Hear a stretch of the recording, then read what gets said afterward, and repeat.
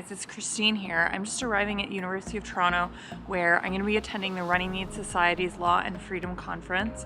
It's a conference about constitutionalism, fundamental freedoms, and the rule of law for legal scholars and students. I'm really looking forward to showing you what it's all about.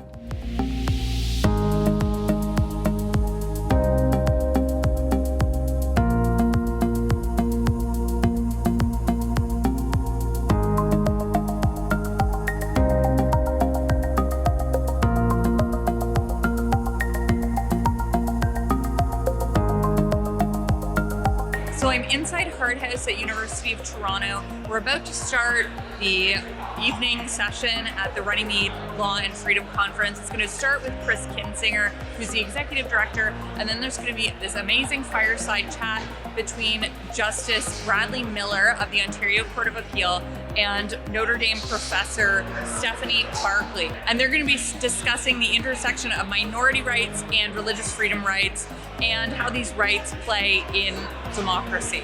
I can't wait to hear what they have to say tonight. But this year is, by our count, the biggest Law and Freedom Conference we have ever put on, with over 200 attendees.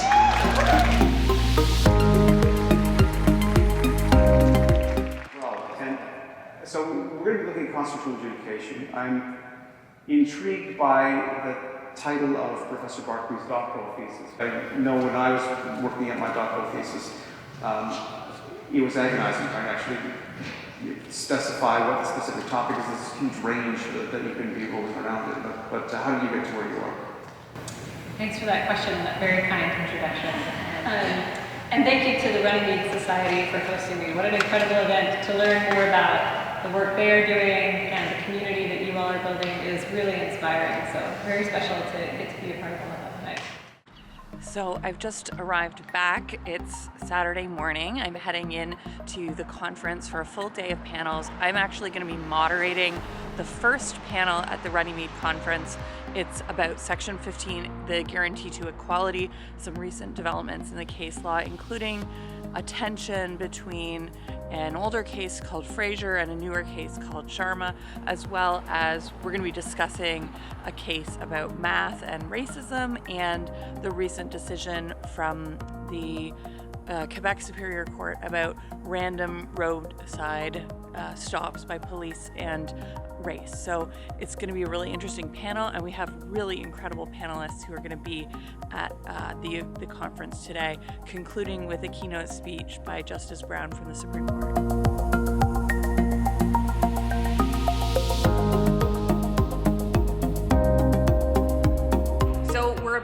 We're about to start for the day, and I'm here with Chris Kinsinger. He's the executive director of the Runnymede Society. So Chris, why don't you start by telling me what is the Runnymede Society?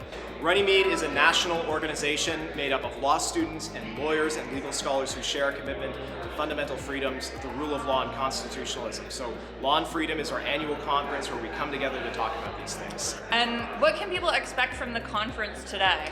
They can expect a whole host of different panels on really pressing and sometimes controversial issues, a range of viewpoints aired, and then this all culminates on Saturday evening with a keynote lecture from Justice Russell Brown of the Supreme Court of Canada. And why do you think people should come next year if they didn't make it this year? Well, they should come next year because we're going to continue doing what we're doing. We're going to have panels on the most pressing legal issues that are going to be at play next year. We're going to have a range of different viewpoints. Viewpoint diversity is very much a big part of this conference, and to get to know the community and to make new friends and to connect with their old ones. All right, thanks so much, Chris. I can't wait to see what happens today. Thanks, Christine. we're going to get into what those cases, Fraser and Sharma, are all about. So if you're not a Section 15 expert practitioner, or if you're a student, we are going to explain those cases, so don't worry. So I want to get into that tension that you've touched on, George, because the majority says that this is the same test. The dissent says this isn't a refinement, this is a whole new test. So who is right? Is it a new test or is it a refinement? And even if it is a new test, is the majority in a position where they kind of have to deny that it's a new test because they're obligated to? I mean, Fraser's not even a very old decision.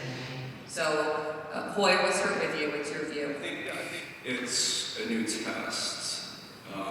So the dissent says, look, it's a wholesale revision. I don't think it's a wholesale revision, but it's definitely a new test.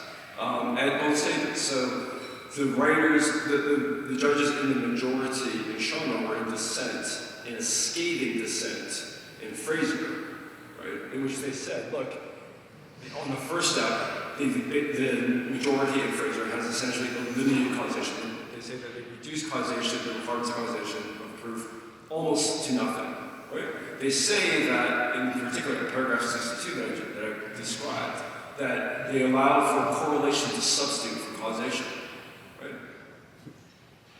In Sharma, they say the test that we offer around the first stage is consonant with Fraser. It's hard to see how it's consonant when exactly the same judges said in Fraser that it removed the causation and they reintroduced causation requirements in Sharma.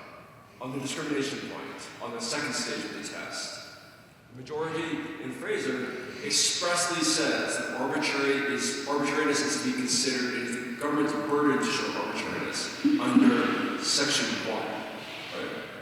The majority in Sharma says arbitrariness is a factor to consider under section 15. Again, I don't see how these are consistent. So it seems to me that this is a new test, and you don't have to take my word for it. The majority reasons, the authors of the majority reasons of Sharma said that by implication when they dissented quite strongly in Fraser. Yeah, I mean, it's even a bigger mess than what Hoy just said. The Chief Justice has flipped on Section 15 several times, and he was in the majority on Fraser and joined the majority in Sharma. So, okay, he's relevant because obviously he's still there. Justice Moldaver was in the majority in Fraser and then went with the majority in Sharma. So there's also either a workability problem with the test that there's those two, and obviously the one is still struggling with. We've got a change, of course, in the composition of the court. The doctrine has gone through 5 or 6 different tests since, I don't know, 2008. I wouldn't bank on this being settled. The late Peter Hall always sort of held the position that we're trying to do too much work at the Section 15 test. I don't think I buy this, but he said, sort of like the freedom of expression cases, just make it an easy test at the 15 level, and then just have all the work done at Section 1. I'm not sure that's going to simplify it. That said, right now it's a big challenge, and I agree with Hoy. We think we know where the law is right now, but that ask us in about a month. Right? So I just wrapped up moderating the panel on Section 15, equality rights and new developments in the law.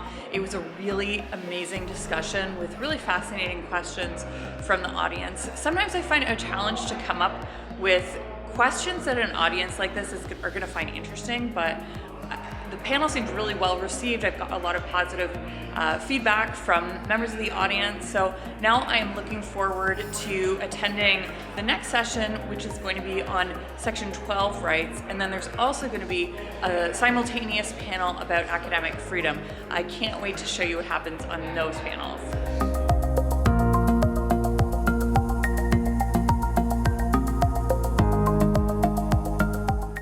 Here with my friend Jess Karijan, who's just about to start her panel on Section 12.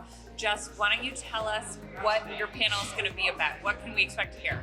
Sure, Christine. So today we're going to be talking about the Supreme Court of Canada's ruling in R versus Bissonnette, which looked at cruel and unusual punishment. So the first question, and this one really is important to me as a practitioner of law. I often read decisions from the Supreme Court of Canada and I say, okay, but what's the answer?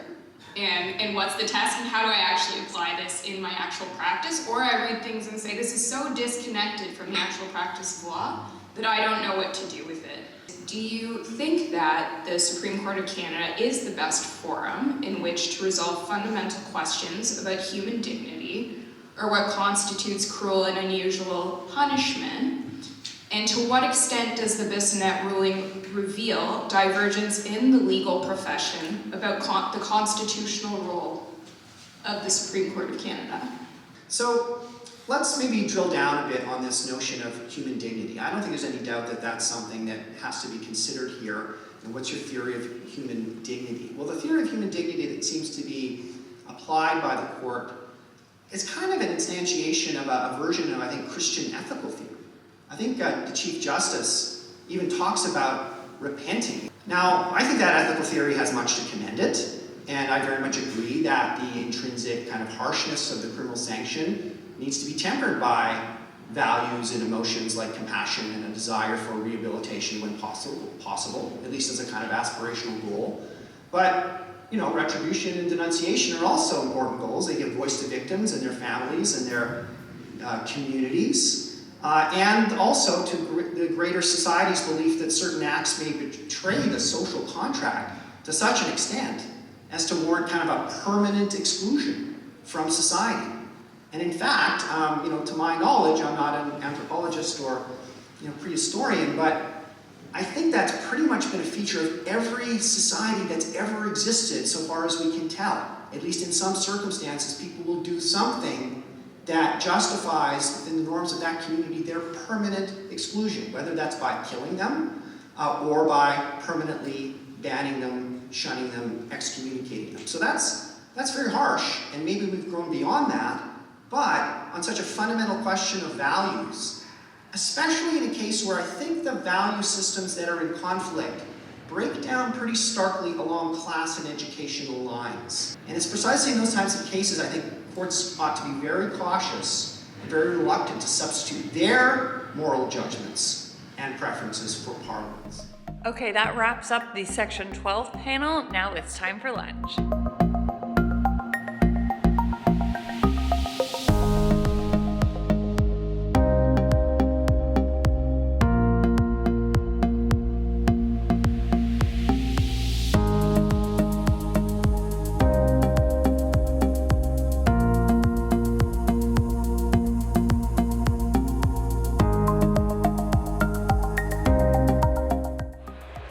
So lunch is just wrapping up now, and we're about to start our panel on developments in international law. I think you're gonna love it. It's an amazing group of lawyers and scholars, and I can't wait to learn all about this fascinating area of law. So I'm deeply honored to be with you here today, moderating this panel on the role of international law in Canadian courts.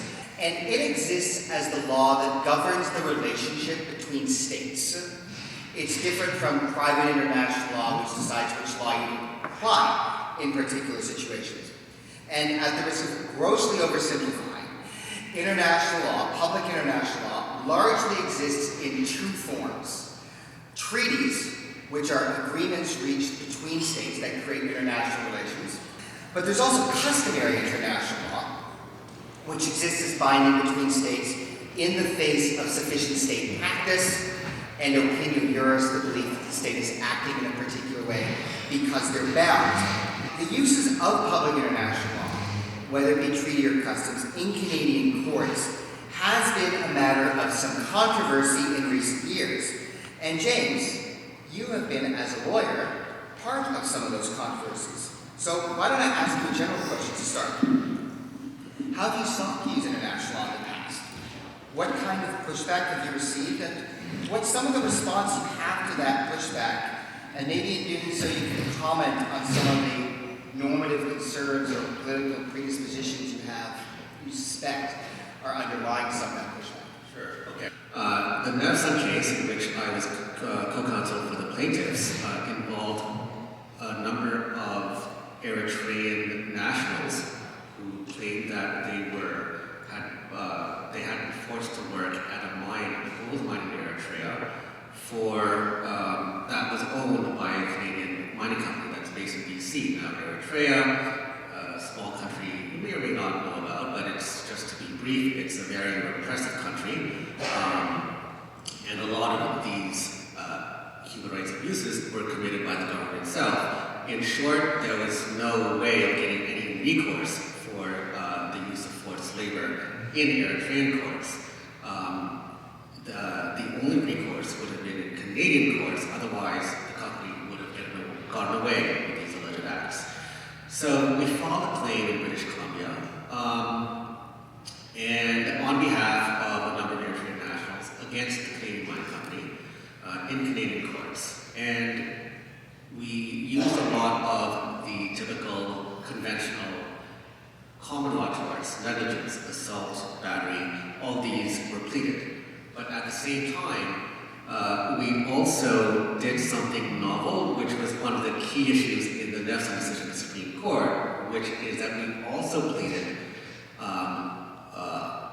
that Nefson, the defendant, was also civilly liable for violations of complicity in violations of international law rules, violations of the customary international law prohibitions against forced labor, slavery, crimes against humanity, and torture. And this was based on a theory that I think it is a decision in Hague, in a case called Hague in 2007, where the Supreme Court said that customary international law is part of the common law, but our thinking was that, I guess, if Canadian customary international law is part of Canadian law, is part of the Canadian common law, and we have violations of customary international law, and therefore violations of the common law, then, well, don't we have an argument that should give rise to civil liability?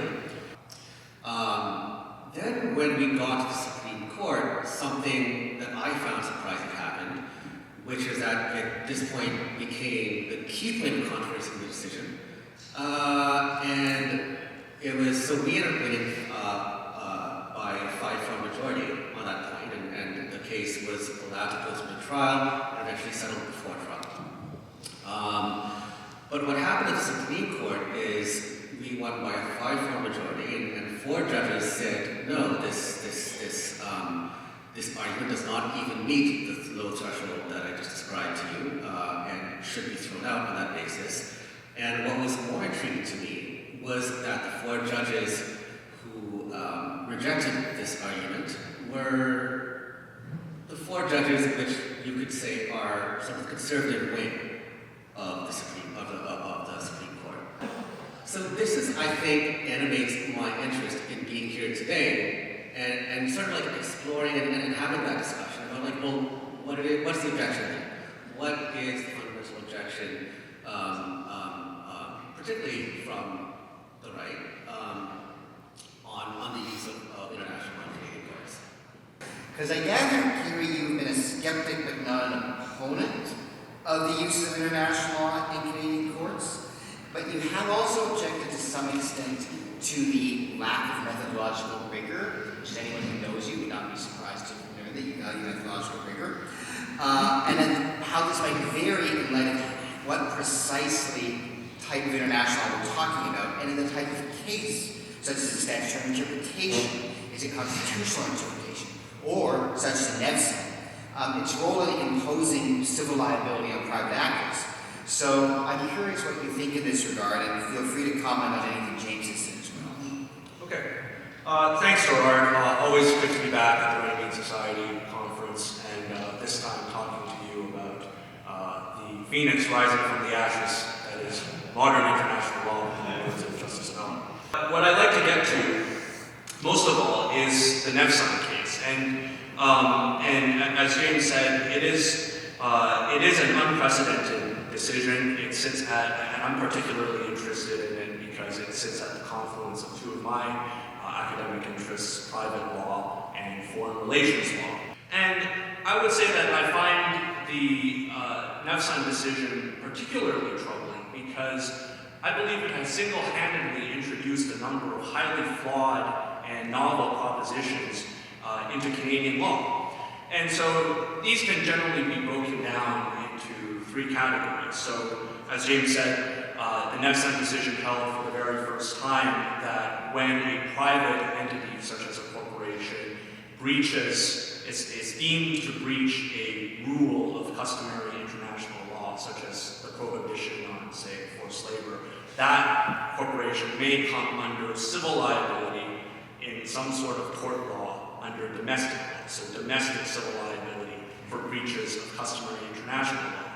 No other court in the world, to my knowledge, has come to this conclusion. Here in Nefson, what the Supreme Court of Canada did was it reasoned that the doctrine of adoption, which says that the common law of Canada includes norms of customary international law, leads to the conclusion that we should impose civil liability on corporations for breaches of customary international law. So the doctrine of adoption is to be sure, very well established. And the problem with the Nefson decision, however, is threefold. First of all, it adopted a questionable interpretation of the relevant international norms. The leading qualified publicist of international law was stating that corporate liability for human rights violations had not yet been recognized under customary international law. The second problem that I'll just mention with Nefson is it has the risk of reinforcing a number of pernicious myths about the doctrine of adoption. And in the majority judgment, Justice Abella refers to the doctrine of adoption almost as if it's a kind of a legal magic. She says it directly and automatically incorporates norms of customary international law into Canadian law. Therefore, there must be domestic civil liability for breaches of these norms. So I'll just leave it at that. But I think that there are serious flaws with the Nefson decision, and happy to discuss that further. Now it's time for the panel on the Emergencies Act. This is actually the panel I've been looking forward to hearing from the most.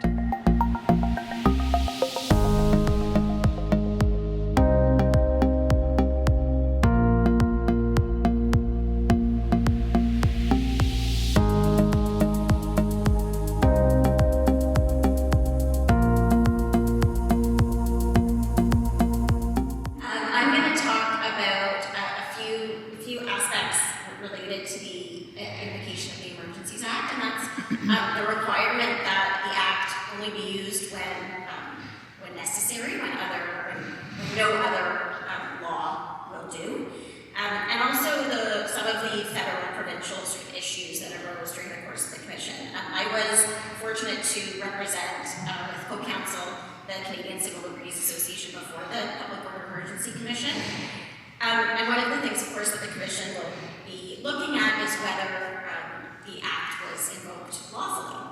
The definition of a national emergency under the Emergencies Act is an urgent and critical situation of temporary nature that seriously endangers the lives, health, or safety of Canadians, and is of such proportions or nature as to exceed the capacity or authority of a province to deal with it, and that cannot be effectively dealt with under any other law of Canada. I'm going to focus on this question of the adequacy of existing laws.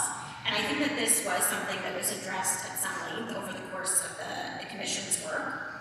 And in my view, much, if not all, of the illegal activity that was happening over the course of the convoy, the protest, was and could have been addressed using either municipal bylaws, provincial highway traffic laws, or the criminal code. So I'd like to talk about one aspect of the invocation of the public order emergency, and that's what constitutes threats to the security of Canada.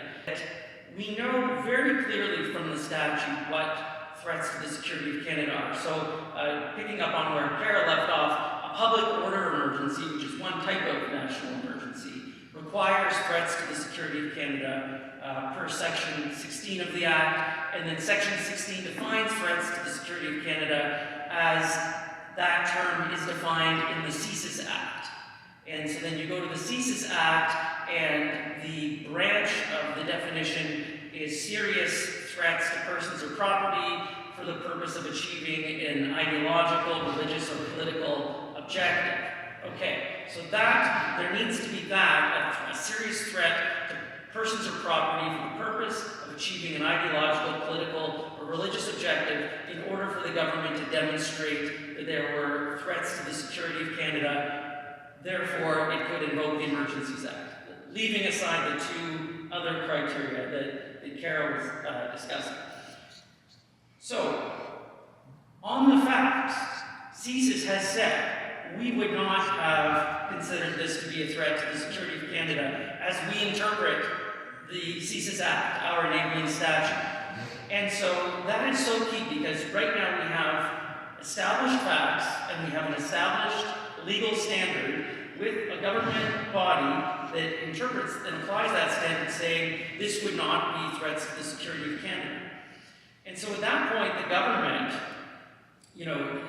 at the beginning, before CSIS gave that evidence, or before that evidence came out during the commission, we were all wondering, was the government going to put forward evidence to show that there were these threats to the security of Canada? And the government gave no indication that it thought that threats to the security of Canada meant something different from what CSIS says that it means. And then the commission begins, and we see the goalposts begin to move. So we're on the break now between the last panel that was so amazing about the Emergencies Act, and we're waiting for dinner. So I'm gonna be going for a drink with my friend Aaron Woodrick, who moderated the panel on academic freedom. Aaron, I'm sorry I was not able to catch that one because I was at the Bissonnette panel. But really briefly, what happened at that panel? Well, we talked about the changing culture on campuses, the threat to academic freedom, and what we can do about it. There's a lot of discussion about whether or not it's something governments can fix or if it's a cultural thing, and whether or not universities are going to learn to have to grow a spine and not always cave into public pressure and defend the right of academics to academic freedom. I'm gonna have to watch the recording of that. I'm really looking forward to seeing that.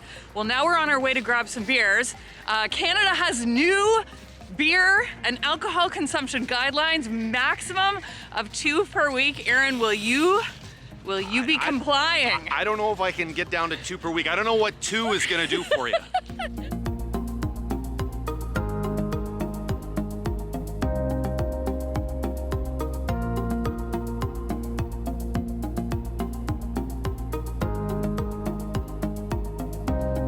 Here now for the final dinner. It's going to be Justice Brown giving a speech about division of powers, and we're about to start dinner. I can't wait to show you guys. Well, thank you, Malcolm, for that exceedingly kind introduction, and thank you all for that warm welcome. I attended law school a long time ago. It was a heady time. The charter was new. We were still trying to